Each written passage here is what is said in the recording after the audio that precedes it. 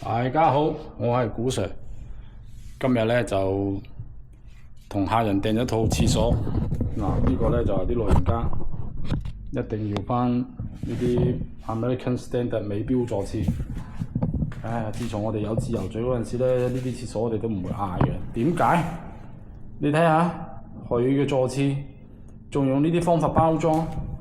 而家咧我要拆咗啲木架，跟住擺喺我嗰個企缸度咧，淋濕去洗乾淨佢，跟住揾人哋嗰隻牌子嘅紙箱咧裝起佢，跟住咧就去到現場咧就拆舊座廁，有呢啲紙箱咧可以裝翻個舊座廁走。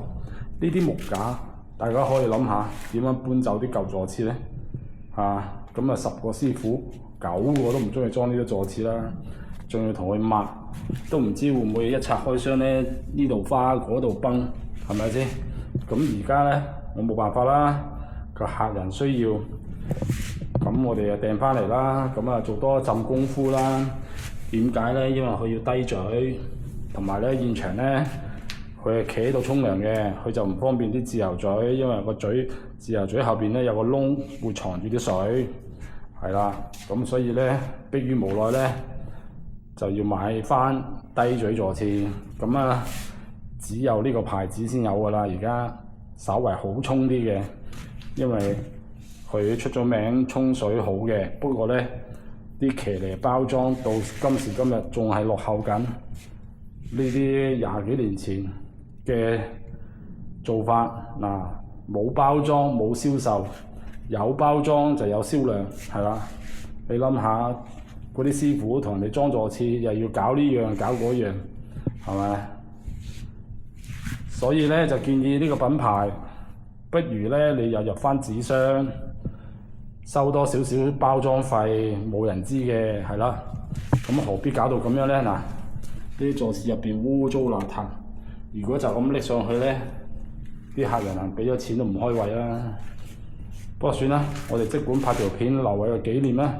睇下幾時咧呢個品牌覺得真係要改啦，咁到時可能真係會改啦。咁而家咧，因為咧我咁夜拍片咧，就因為呢個木架咧又驚有蟲啊。呢啲木架咧雖然噴咗藥水啊，但係喺泰國邊咧日曬雨淋啊，可能有機會有蟲嘅，所以咧費事惹到我間鋪入邊有蟲，所以咧即日嚟即日拆。呢啲一定唔會存貨㗎啦，有人嗌先嗌一個翻嚟，仲要即日處理，就千祈唔好留啲木架咧擺喺屋，唔係啊，真係有啲蟲咧咬到成身都係。好啦，咁開箱就唔開啦，因為睇晒啦，下次攞去裝嗰陣時咧再延續呢條片啦。而家暫時咧就拍到呢度啦。而家咧就攞下呢個企缸位洗乾淨啦，洗到成地都係嗰啲乜紙、保護紙，水箱就洗埋啦。聽朝早咧就抹翻乾，就揾第二個牌子嘅紙箱咧入一入起佢。純粹拍個記錄嘅啫嗱。洗乾淨，做多一陣功夫啊！粉嶺一個公屋，咁咧就換呢個低嘴座廁啦。佢呢個都係米色，不過就淺米色。咁咧就嗰個低嘴啦，係咯。跟住咧都係啦，個箱無端端裂晒，係啦。啲陶瓷差嘅話，即係而家啲陶瓷真係唔知點解會咁樣，好多牌子都係咁，都唔係一隻半隻。無論大品牌又好，細品牌都好，唔知點解呢幾年特別多，可能我拍咗 YouTube 之後出咗嚟多啦。以前淨係匿喺屯門，係啦。咁而家拆廁所啦，一陣間就裝呢個美標嘅低嘴啦，骨色呢個就嗰個淺骨色，呢個深骨色，所以呢隻色呢就深啲，係啦。呢個都係低嘴。好啦。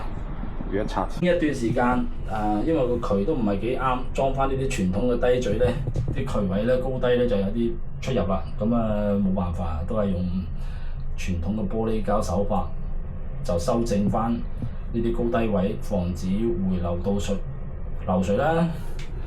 係啦，咁啊前方就係咁啦，傳統嘅廁所就係咁噶啦。咁冇辦法啦，因為呢種公屋咧係喺度沖涼濕晒，咁咧用家咧就唔想自由嘴後邊個窿咧成日藏住啲水，咁呢個都係一個要求嚟嘅，咁冇所謂啦，最緊要搞得掂，係啦 ，American Standard 低嘴坐廁，係啦，嗰個佢係貼地嘅，啲傳統嘅直通式坐廁啦。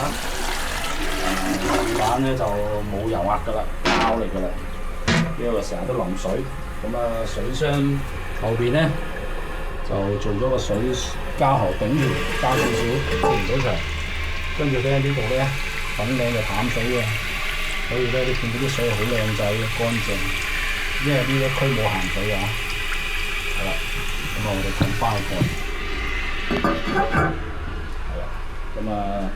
呢度啲廁所咧冇鹹水咧，好打理好多嘅，係啦。好啦，呢條換傳統坐廁嘅片咧就拍到呢度啦，係啦。咁啊，下條片見啦，拜拜。